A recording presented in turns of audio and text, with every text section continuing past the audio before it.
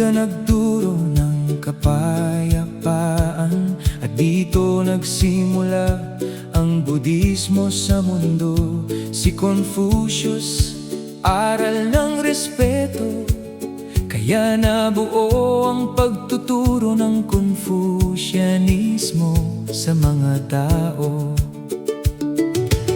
Si Muhammad nagturo ng hustisya, at dito lumago ang Islam sa buong lupa. Si Rumi, makatang Sufi, mga Sufi, mga taong naghahanap sa Diyos, sa tahimik na pag-ibig at kapayapaan.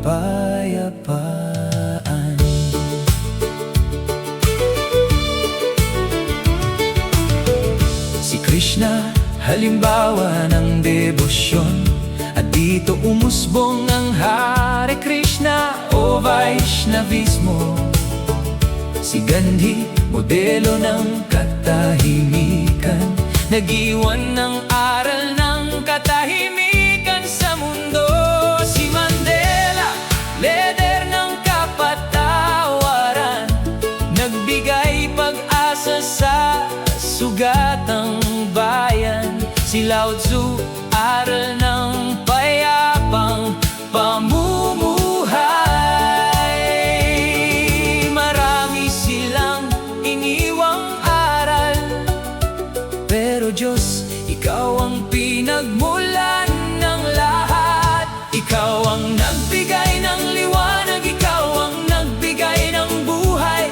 Lahat ng aral na mabuti sa puso mo nang gagaling. Tao man ang nagsalita, ikaw pa rin ang simula. Ikaw ang Diyos na walang hanggan, ikaw ang pinakamataas na guro ng mundo.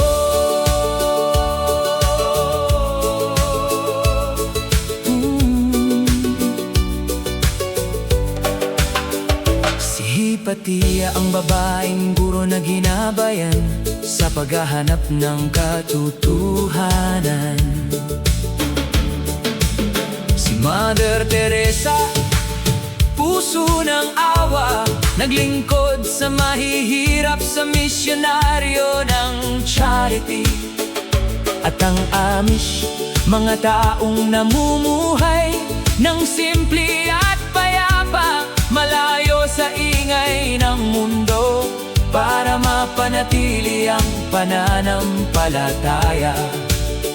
At sa taas ng lahat ng pangalan, may isa na higit sa tao.